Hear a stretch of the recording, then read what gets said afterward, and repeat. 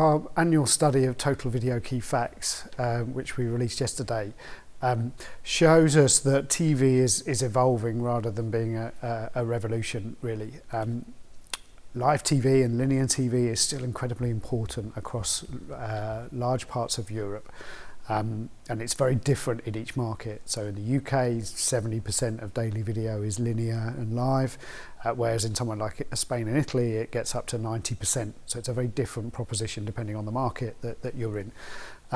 The OTT services are very definitely part of the equation. And particularly when you look at somewhere like the UK, it's much more closely aligned to what's going on in the US, where something like 50% of people have an SVOD subscription, whereas in the UK it's 32%, something like that. So it's kind of a little bit behind the US, but still quite an important part. But then you look at some other markets like France, and the SVOD services have about a 15% penetration in those markets, and it's the local language really that seems to be driving a lot of this, where obviously the English language countries, it's quite easy for them to pick up on the likes of Netflix and the content that they have. It's harder for those SVODs, global SVOD players, to deliver content in local language, and that culturally will be a little bit of a glass ceiling in some markets, that's for sure, particularly somewhere like France, where they're very protective of the French culture. So I think going forward, looking at the differences between ad-funded, ad-supported VODs services and subscription services, I think the ad-funded model is directly linked to the local language content side of things.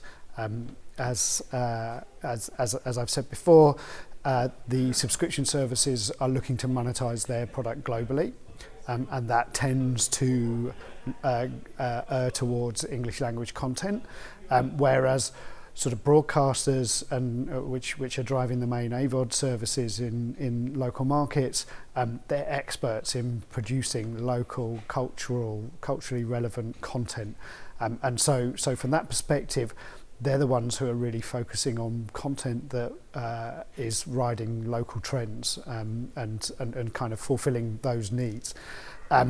Plus also I think the advertising sort of exchange model is something that everybody's comfortable with. People are still engaging with linear TV in large numbers. You look in the UK and things like I'm a Celebrity gets 10 million audience, even Love Island on 6-7 million, which has a very young profile of audience.